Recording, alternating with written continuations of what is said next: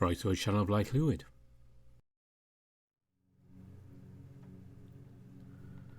Yes, we are heading off on some distant travels again.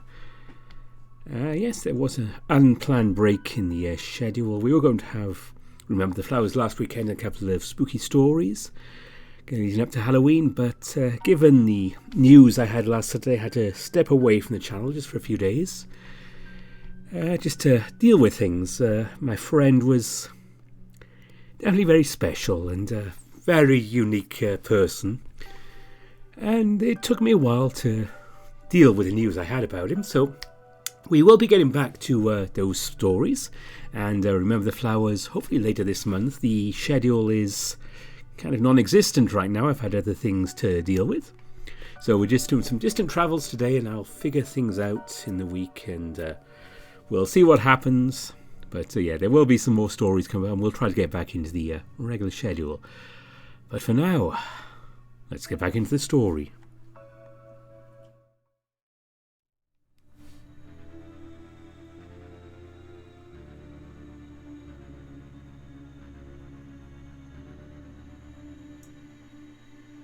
You wake up in a silent room. There's sunlight leaking into the curtains, and there's a smell of tea in the air. Despite how pleasant it is, you still feel a little off. Perhaps it is due to the way that dream ended. Somehow it feels like the past few weeks of my life has been all introspect. Kind of like waiting for the storm to hit, huh? For the movie to start, or for the chance to finally come to you. It's a weird feeling. It's like my mind is shut down, is telling me that I'm waiting for something. Though at the same time it feels so stressful, like I have to be ready by a certain time or date. Pretty stupid when you think about it. Life is now, or something like that. Maybe it's time to start trying that out. Why not roll with it? Maybe that's why I always have this inner monologue. Because I'm preparing so much, just watching the world, waiting for my life to actually start. Well, I guess the starting point is here. You slowly wake up properly, brush your teeth, and get dressed for the day. As you make your way downstairs to grab some breakfast, you spot Nick in the hallway. He looks a little tense. Good morning, Nick. Oh, good morning. Did you sleep all right? I had a weird dream. Other than that, it was nice. Are you heading downstairs? Oh, in a second. He looks uncomfortable again, just like he did most of yesterday. Axel, I don't think I'm going to go with you. To Arctos, I mean. So this is why you was so quiet yesterday. I guess I kind of saw it coming. But why? You know how yesterday was supposed to create a memory? Right. Kind of made me realize something. The only reason I wanted to go was to get closer to you. That's kind of fucked up, to be honest. Thinking about it, they don't really need me, do they? I don't think that's true. They wanted you, right? They asked you directly. I did, but really, only one of us is needed. His voice breaks for a second. This isn't like him. You alright? Yeah. Remember when you told me you feel like you don't fit the mold? It was that one time at Nick's house, right after you'd broken up with your ex. Well, neither do I. I just fake it and pretend to fit in. In this case, I might have met my match. With the Firefly crew. My kind, and I like them. I don't fit in. I think I finally get what you meant. I know it's not the same context, and nobody dislikes me for who I am. But I can relate a little to not fitting in. I don't want to go if it doesn't feel fully right. And just wanting to go to get close to you isn't right. Not even close. Let's talk more about it later, if that's alright with you. I had no idea Nick felt like that. Alright, Nick, whenever it feels right for you. The two of you proceed downstairs and grab some breakfast. The rest of the Firefly crew is already there. Nick brings up the fact that he's not coming with you, although it looks like Charles already knew. There's not a lot of talking, and excitement seems to have slowed down a little now that everything for the journey seems set. You find yourself in a conversation with John and Max. John seems fairly awake this early, someone who sneaks away for naps whenever he can.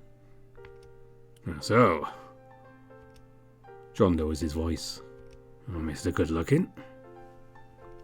He clears his throat. Axel, what do you think of the entire experience yesterday? He winks at you as he says that. It's a lot of fun. Whoever came up with the idea must have been a genius. It's your turn to wink. It's cheesy, but the Badger smiles at that. You seem more relaxed now.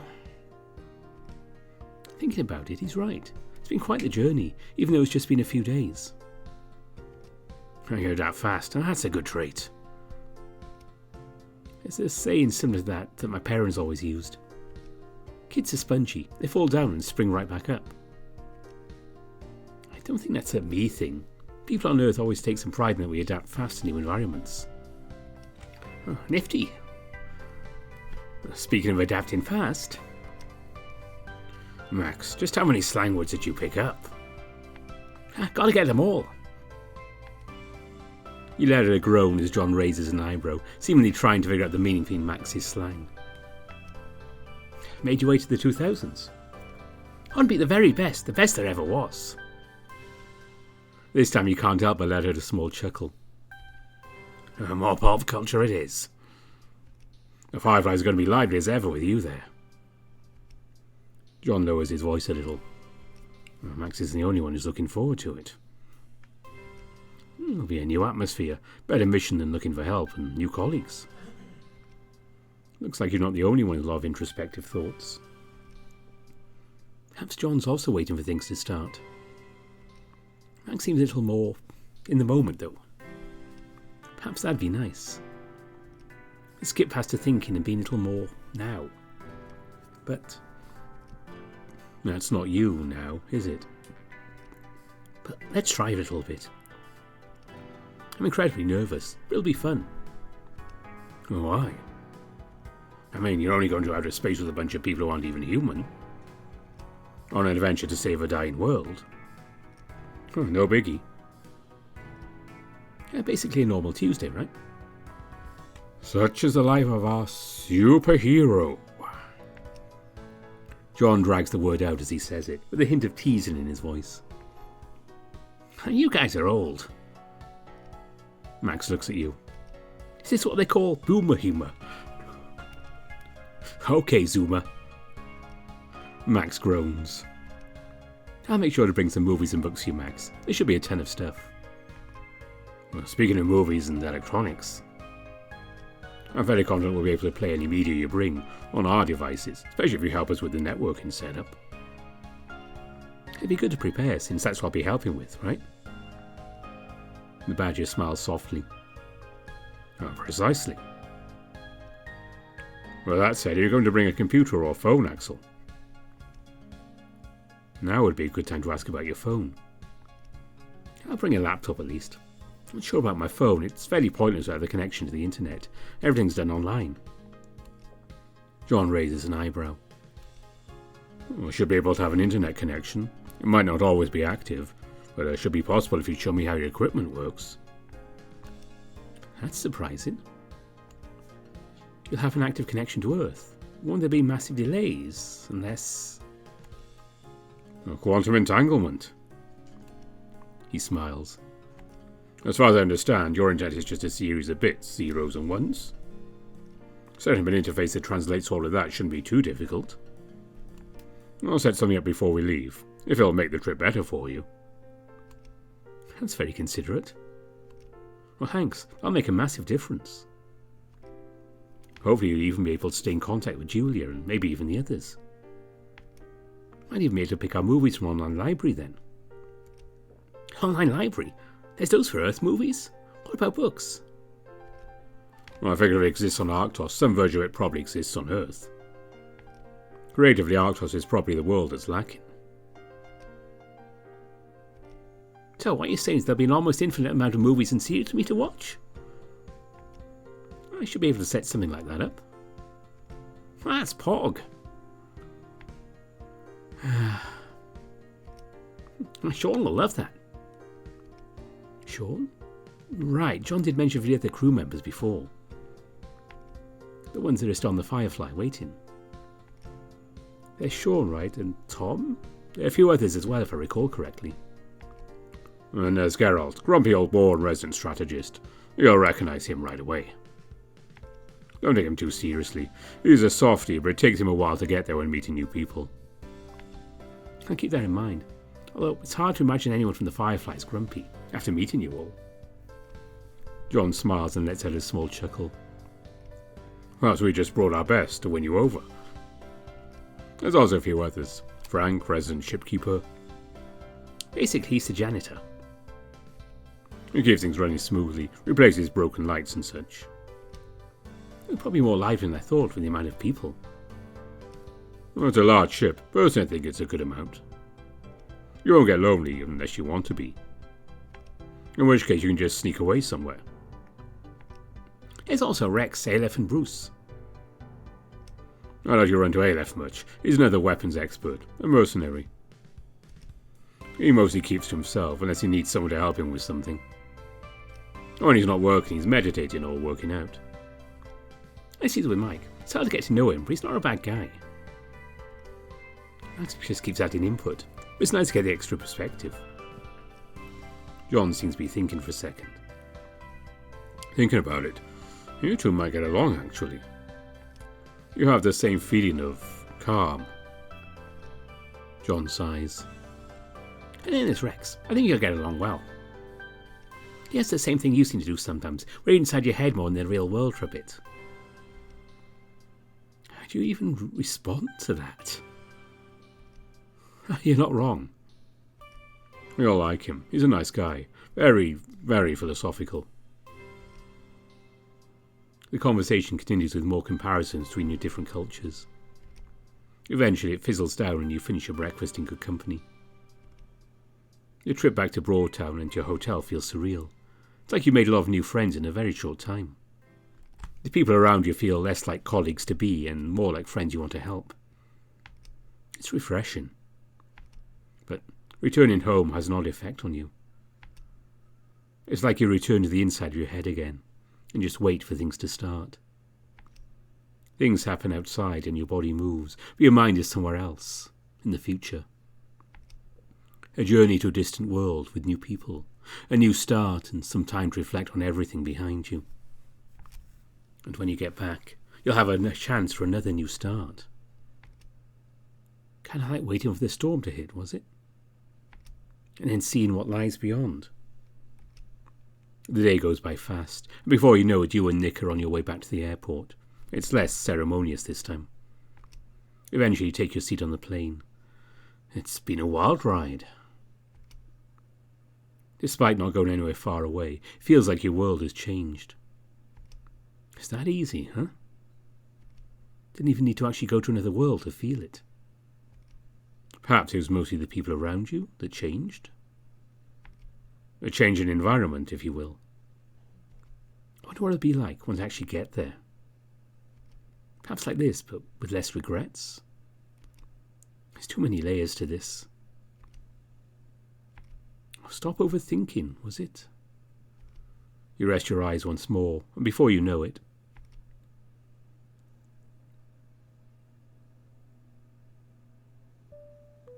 we hope you've had a pleasant flight with us on Fast Air Airways, and we hope you have a pleasant stay. Together with Nick, you make your way out of the plane and towards the arrival hall. So, I guess things just return to normal now, for a while. It'll be weird to not be able to talk much about it. It's just Julia and everyone. They'll get it if we say we can't talk about it. But, yeah, it'll be weird. Are you sure you don't regret anything? Nah. I'd say you're probably the one who should be thinking about those things. You're right. You spot Julia across the arrival hall, waving to get your attention. Seems like she's here to pick you up. I expected nothing less, with the two of us here and all. With that, Nick walks off towards Julia like nothing's happened in the last week. Which, to be fair, is true from Julia's perspective. Time to get back to the old grind for a bit. Julia greets you with irregular enthusiasm. She seems more excited than anyone at you going away. I didn't know better. I'd swear she was looking to get rid of me. But no, that's not who Julia is.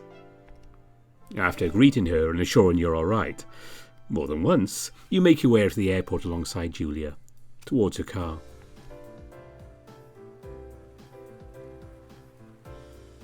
As you exit the airport, rain is slowly falling down. This reminds me of looking up towards the moon at night.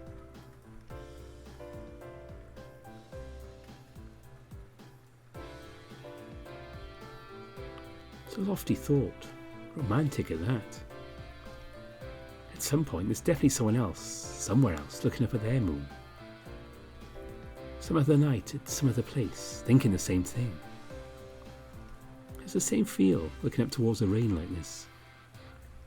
Somewhere, someone else is looking up towards their rain.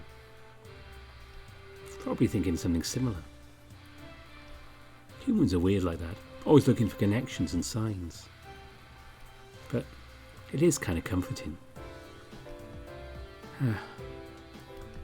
I can't help but get nostalgic on grey days like these.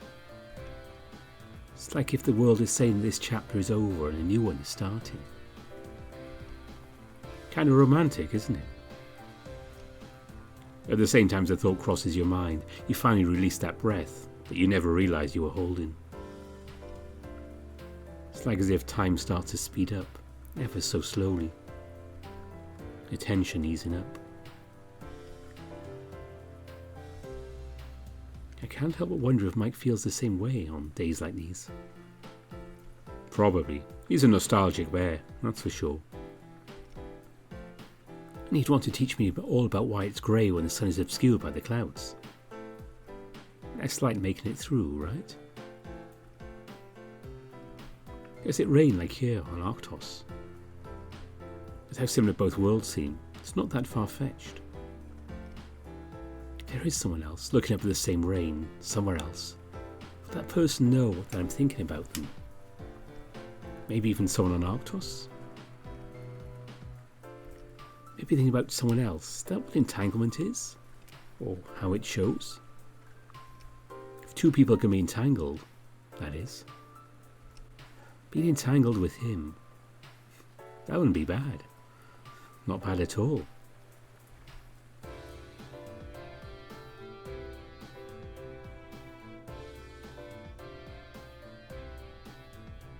Good night, Charles. Don't stay at working too late.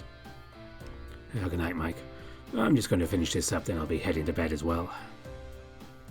Things will be moving fast this week. We'll be on our way home before we know it. Well, I'm looking forward to it. Mike waves Charles a goodbye as he leaves and closes the door behind him.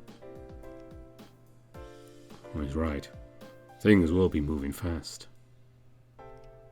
It's a weird feeling, saying goodbye to a world that isn't home. As the bear steps out the door, he notices the slow rainfall and looks up towards the sky.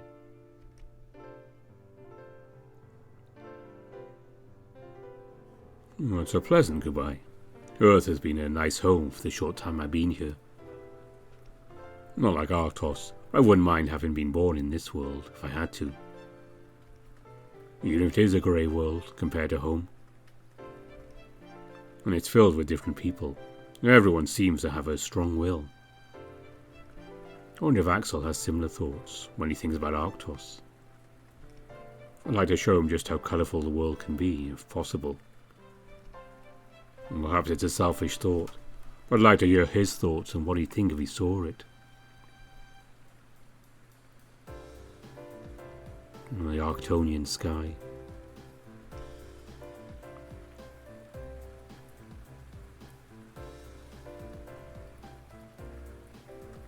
Julia wakes you from your daydreaming as you reach the car. A long week? Yeah. I'll drive you to right home. Home stretch, so to say. Come on, that was a good pun. So, I know you two can't say much, but how was it? Was it all that you thought? It's probably better, to be honest. Yeah, it's a pretty unique job offer. Exciting, right? I told you Team Jules Rules would win. I doubt we'll ever get another chance like this. And you're still not going to go, Nick? Nick is quiet for a second. I don't think it's for me. It's a once-in-a-lifetime chance, but I don't think it's meant for me. It's your fault, Jules. What? The shock in her voice is real, which is rare when it comes to Julia. I have it too good with you as my boss. We'll see about that. This time, however, the harshness in her voice and expression is clearly faked. So, Julia? She lets out a small chuckle before she responds. Yeah? When I get back, do you think I can interview for my job back? And then she laughs for real. She laughs for almost a minute before you finally get your response. You won't even have to interview, you know. Besides, I'm going to call you every week. You're not getting rid of me that easy. That's comforting and unsettling at the same time. It doesn't take long before you arrive at Nick's house and you and Julia see him off. A few more minutes in the car and Julia comes to a stop outside your house. Welcome home. You step out of the car and grab your bag. Just as you're about to say goodbye, Julia grabs your attention by clearing her throat. I almost forgot. I have something for you. She looks around in her bag until she finds it. The gift is wrapped and shaped almost like a book. Open it when you're in your new office, all right? Yes, ma'am. This isn't some kind of drug you're making me smuggle, is it? Caught, red-handed.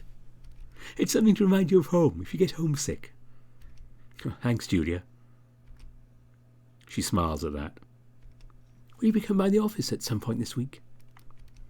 I actually plan to keep working as soon as I finish packing my stuff. She looks a little surprised. Ever reliable? You don't need to stress it so much. Take your time, Axel. I can't help it.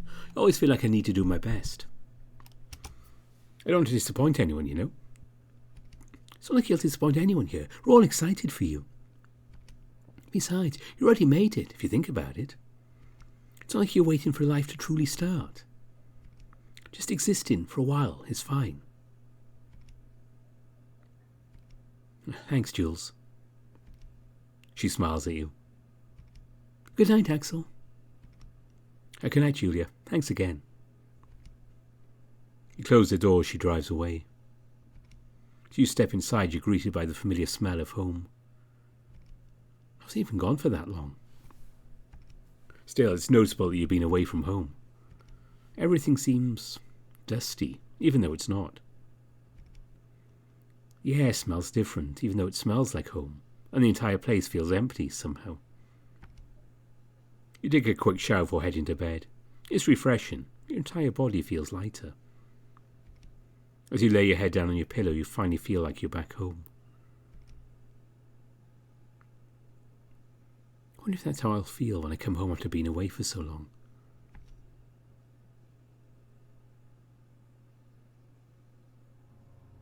You once more find yourself in a conversation with someone in your dreams.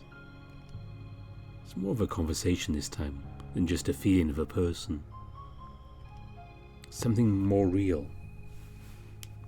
Sounds like you'll be gone for a long time then. Will you be surrounded by people you can trust? That's a good question. I think so. I haven't known them for too long, but the ones I've met. Good. That will take you far. Further than the stars with some luck. Spread your wings, but don't stray too far. There's a sigh. You can't see it, but you can feel it. If you ever feel stuck, call for help and I'll come find you. That's a romantic thought. I don't even know who you are. Well, to me, you feel familiar somehow. You're most likely a figment of my imagination. Not even real. Oh, you think so? Depends. Realistically, yes. But thinking about it, I'd be a lot happier if you were real. Do you not have people who care for you? I do, but I don't know how to explain it. You know, I have people who care for me and I care for them. I want something more, something else, perhaps. You do have people who care for you, and you care for them. But there is that one thing you're missing. Romance? Maybe. Suddenly the world begins to darken in front of your eyes. Well, looks like it's time to wake up. I hope I get to see you again, regardless if I'm real or not. The coming week passes quickly, despite the constant rain that seems to last all week. Like if someone turned on a switch and the rain just won't stop. It's a constant in a way. Nobody can stop the rain from falling. There's an uncomfortable feeling that you can't shake. Things are changing, and even though you want them to, it's still scary. It's new and unknown. But some things just happen. Despite it not being fun, the only thing I can do is make the best of it. Like relaxing inside as it rains. Listening to the rain hitting the windows, you read a good book. The rain is still there, but it's much more comfortable. Like it's providing comfort instead of just getting me wet. Axel, you're a hopeless romantic. Aside from that, these last few days have been fun. But there's one thing that's been made clear. Try not to overthink and always keep an internal monologue. It's exhausting. It's a way to let things out, after all. You finish packing without issue, sorting most of your things into boxes and putting the boxes away. You know it'll most likely be here when you come back, but still, putting your things away somehow feels right. Being realistic, you are going far away. There's no way space travel is without risk. What if I don't make it back? Something happens, or if I even for some reason can't make it back. Stuck in space, or even on Arctos. It's a scary feeling. For some reason, it's not as worrisome as it is scary. Can't really put my finger on it. I guess it's just how some things are. Before you know it, the wait has passed. You're all packed up and ready to turn a new chapter. You make some breakfast with the last ingredients you've had at home. It's definitely nowhere close to how good the eggs and bacon you made the day when all this started was. That seemingly normal, slow day, which apparently was filled with adventure. It's not even a month ago at this point, despite how far away it feels. As you finish up your breakfast and grab your bag to head to your final day of work, your phone rings. It's Mike. You pick up the phone. Good morning, Axel speaking. Good morning, Axel. You doing all right? I was all nervous, but other than that, I'm doing just fine. He chuckles at that. I can imagine. We're making you do something that's pretty out of this world.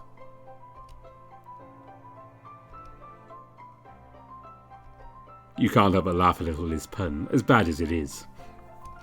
Axel, I'm calling to say that I'll be coming to pick you up at around lunchtime. I was thinking we'd grab a bite, then head to the Firefly together. You're not in Broadtown, then? Not anymore. I figured it'd be easier to just come pick you up and head directly to the Firefly from where you are. How? Well, just move the shuttle. It's not like how combustion-driven rockets work. Well, I'll talk you through it as we're heading there, if you want. I'd say that sounds surreal, but at this point I'm ready to just accept it as fact. You'll be fine, Axel. Well, I'll see you at lunch then. See you then, Mike. I'll be fine, eh? It does feel that way, despite of how nervous I'm feeling. Now then, finish the last few things at home. You finish the very last bits of your breakfast and start getting ready to leave. However, before you make it to the door, you take one extra trip to the bathroom and check yourself in the mirror. Feeling anxious as ever. You start making your way towards your, now previous, workplace. Even today, the rain that's lasted all week doesn't let up. Feels like it's trying to drown the planet at this point. Doesn't take you long to get to the office. Unlike normal, there's no smell of fresh coffee in the air as you enter the building. Seems like Julia isn't here yet. You half expect her to greet you as you walk through the door. Instead, there is silence. It's different than usual, but things are changing, so maybe it's something to be expected. You take your seat by your old desk, starting to put your old work laptop and phone away. A few more minutes pass as you work on resetting your old laptop. Eventually, there's a tap on your shoulder. Seems like you got caught up in your work again. Morning. You seem to be in your own world like always. Morning, Ed. How's your weekend? Well, Eve's lost. Again. And the planet is trying to drown me. Not that great then, huh? So bad I'm actually looking forward to those long phone calls with customers who want me to fix their printer, despite it not being my job. That's pretty bad. That's calling me loving my job. There's a moment of silence. I'm glad you applied for that job, Axel. You'll be going far with your skills. If you only knew just how far. Thanks, Ed. By the way, when are you going back to school? I wonder if you'll still be around when I finally get back home. I'm still discussing it with Julia. Most likely I'll be working half-time and studying half-times, so I'll be around regardless. Is Julia recruiting someone new then? I'm not sure. Probably. You hear the door open and Julia enters the room. Speaking of. Good morning, how are you two? Good morning, Julia. Well, Eve's lost, but I'm working through it. Good morning, Julia. How are you doing? I'm excited, Axel. It's been my first time meeting your new boss. They already let you know then? I got a phone call this morning about it. Finally getting a chance to make sure they're good enough. Good enough? You know, to have someone representing Team Jules Rules helping them. Ever the caretaker, eh? That's how teams work, if you do it right. Besides, they'll be taking you. I need to make sure they're the best. Ed will be losing his best co-worker for a while after all. The only co-worker in the department, actually. Still the best. Julia starts laughing at that. Sometimes it feels like anything can set her off, for no reason. So there's constants in life, but this one is a bit more specific to you. Weird as it might be, at times. So, are you ready for the cake? You got a cake? Yep. I should have expected it, shouldn't I? It's more fun if you didn't. What follows is close to 3 hours of talking with your colleagues. Dave, Sam and Nick also join you. It seems almost like any regular day, as they can't ask you any specific questions. It's a lot of fun regardless. Eventually, lunchtime approaches. Your now ex-colleagues return to their respective duties one after another. As the only ones left are you and Julia, you get a phone call. It's Commander Mike Steele. Axel speaking. Hello there. Commander Steele. I'm calling to give you a heads up. I'll be arriving in your office in a few minutes to pick you up. How are you feeling, Axel? Are you ready? Nope, not at all is what I want to say. Probably doing it anyway. He seems to have noticed you being silent for a moment. You'll be all right. Yes, thanks for the heads up, Mike. I'll see you soon then. I'll see you soon. As you hang up the call, Julie is looking at you expectantly. They're on their way to come pick me up. Are you nervous or excited? Both. Imagine going on a trip far away and changing your life and career at the same time. It'd be weird if I wasn't, wouldn't it? Probably. But you're always so composed, it's hard to tell at times. And what kind of people finally manage to crack that shell of yours? As she says that, there's a knock on the door. Julia almost skips forward and opens the door. Welcome, you must be Mr. Steele. As Mike walks in the room, you can't help but react a little to the juxtaposition of your two bosses. Physically, they're as opposite as can be. However, their intentions don't seem to be all that different. Oh, good day. You're Julia, I take it. We've talked on the phone a few times. Nice to finally meet you. Julia shakes his hand. All right, there is some paperwork needs filling in if you have a minute before you leave. Julia seems nervous, but then remembering how high profile everything seemed at first for you, that's no surprise. Oh, yes, ma'am. He glances over towards you and smiles. You give him a wave and a smile back, as Julia drags him off to discuss who knows what. You get to work and clean the final parts of your personal life from your desk and bring everything in you had at the office in your bag. It takes you a bit, but eventually your desk looks ready for anyone to set up their station and get to work. It's a weird feeling. A few minutes later and the pair returns. Mike has a folder in his hands, with Julia's handwriting on it. Seems like she's prepared all the paperwork beforehand. Ready to go? As nervous as I can be, and just as excited. As you grab your bag and move towards the exit, you say your goodbyes to Julia and Ed.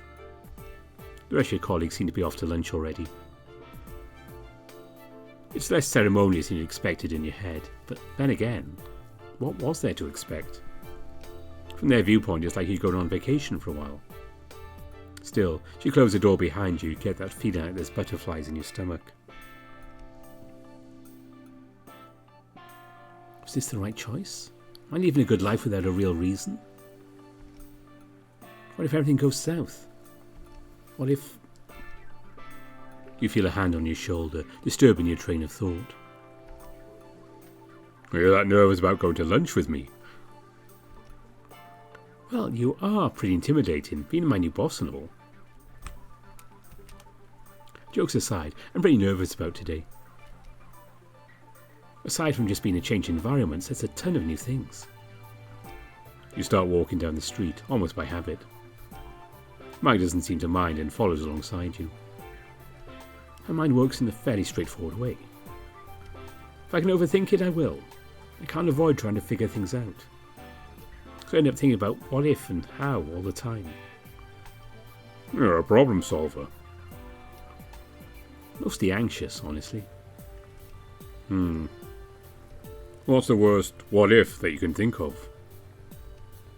At first it was, what if I don't make it home? A reasonable thing to be worried about. I'd be worried if you weren't thinking about that. I know it might not mean much, but you have my word I'll do everything in my power to make sure you get home safe, Axel. Everyone on the Firefly will. We know just how much you're risking to come with us and help us. Thanks. That makes me a little less anxious. Now there's just spaceflight, leaving the planet, and the worst of all to come. Meeting a bunch of new people all at once. That gets a chuckle out of him. It'll be a challenge. The plan is to see if you can shadow one person per day, as to get to know everyone a little better while also learning about life on the Firefly at the same time. Besides, it'll be the first time for most of them seeing a human. They'll be pretty excited to get to know you, and there's no one they can compare you to, really. You'll be making the first impression of Earth. I'll try not to scare anyone. I'd like to see that. He looks to be thinking for a little bit. Did you pack anything for recreation? Any kind of hobby? Like a few books or things to help you work out, write, or play music? I won't start a workout schedule properly again. I imagine there'll be time for it. I also brought a lot of movies and a few ebooks. You'll be fine then. There's always something to do with a crew, but it's important to be able to get that time for yourself when you need it. What do you do for recreation?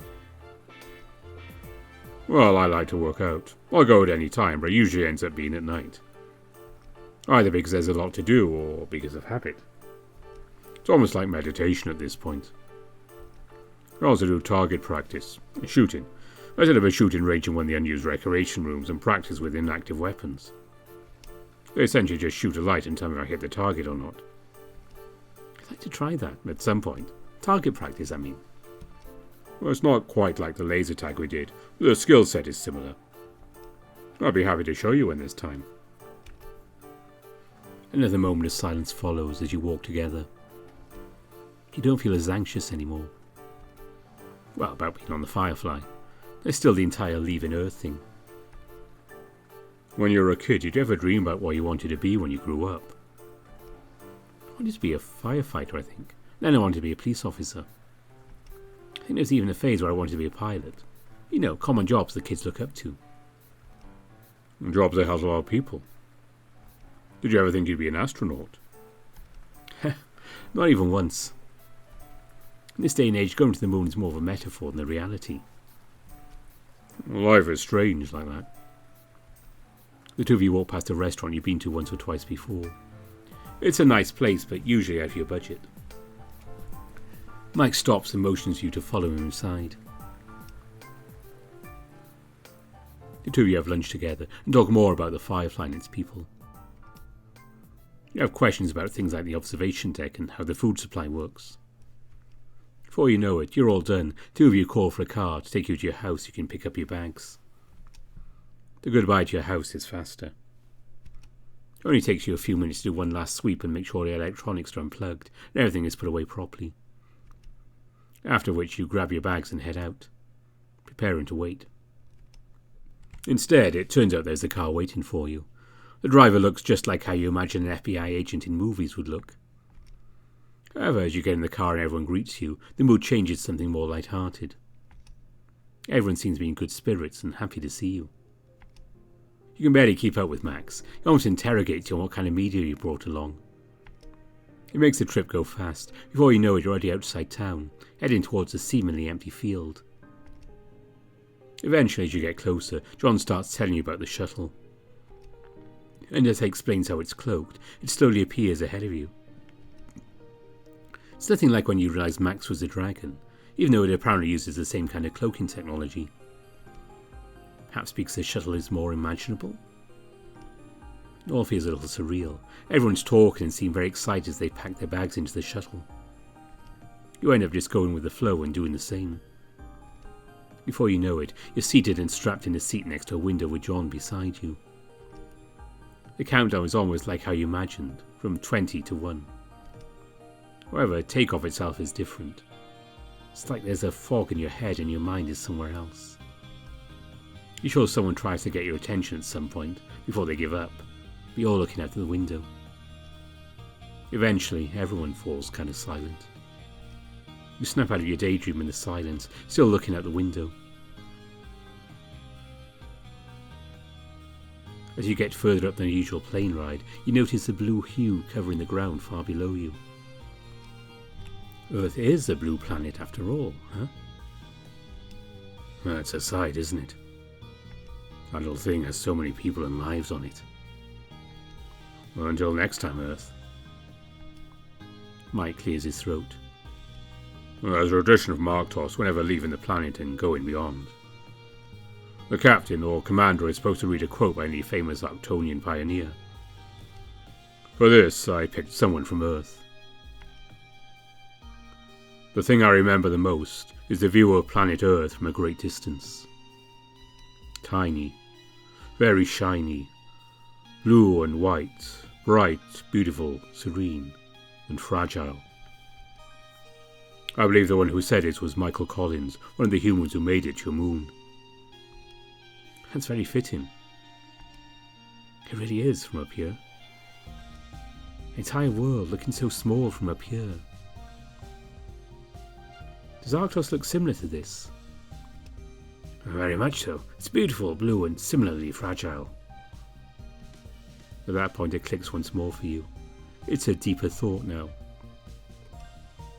The reason it's so important to save Arctos It's because whatever is happening there might eventually happen to Earth if they can't stop it. If the Firefly could make it here, whatever made it to Arctos might also be able to do the same. It's a scary thought. The Endless White. So, what does that mean for you? Looking at it, your job isn't all that complicated. You need to exist and maintain a server setup. John seems to have most of it figured out already. You're almost just there as a backup for that. So the main part seems to be the immunity research. And see if you can be resistant to the Endless White then. Who could imagine it being important to just exist? The rest of the journey is relaxed as people start talking about the Firefly and the journey. You remain lost in your thoughts and stare off into space, quite literally, till you hear a large thunk sound.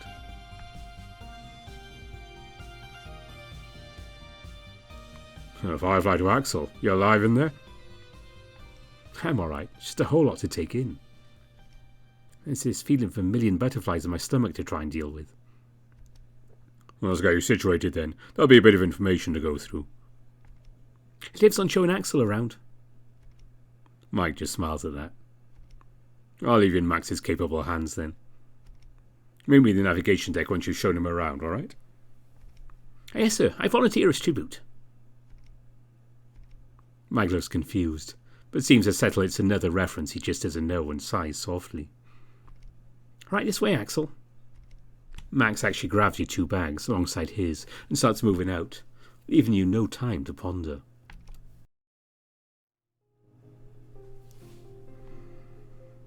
So we've made it to the Firefly. As Max is about to show Axel around, we'll leave it there. There's a couple more characters at least to meet up in the next little bit. So I think I'll save that for the next episode. And we can see what goes on the Firefly. But, hope you enjoyed this one. I say we will be having more scary stories, and we'll be going back to Remember the Flowers. Not too long.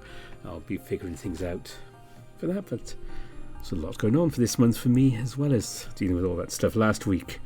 That's fun stuff coming up, trust me. And as always, before I go, I want to say thank you to all my donors on Ko-fi and Patreon. You are very, very much appreciated. And as always, I'd like to mention my top patrons: Andy Peng, Samutu, Omar, Nova Starburn, Harvest Mouse Productions, Bieka, Mohammed Al-Zamel, Aaron Fox, Exact, Evan King, Sindri Dragowolf, Kopi, Spiderling, Grizz, Dissonance, Anubis Silverwind, Eda Korval, Tiger Cub, Ryan Hall, Bastion, Legacy Bucciarati, Hobus Visser, and Kartek. Thanks to all of them for being top supporters, all those people, even if you're a Cadno level, the lowest one, who have been there since I really started on the Patreon. You are just so crazy for staying with it the whole time. That even if you don't give much a month and you've been there a long time, I really do appreciate that. And all of you, you don't have to support me. And it means I have a good reason to keep this channel ad-free. Yes, I don't get any money through YouTube for this. So you can enjoy it without ads, which is, let's face it, the best way. So there will be a video next weekend, probably Sunday, as the 11th. I will be running D&D, so I won't have time to record then. And maybe something short in the week. I really don't know right now. But if Monchi does bring out the new Social Awkward update soon, I'll fit that in as soon as I can.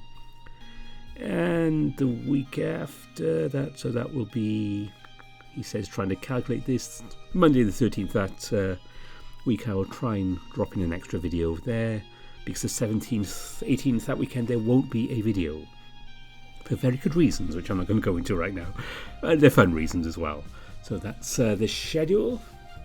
And of course, don't forget, this month coming up, it's the 60th anniversary of Doctor Who, 23rd of November at 5:15 p.m.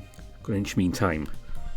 Exact moment of the 60th anniversary. So I'm definitely looking forward to that and watching the new stuff. And yeah, there will be a lot of stuff with that, which has nothing to do with this channel, but I'm a fan, I like to mention that. So until our mystery video next time, thanks for watching. Bye for now.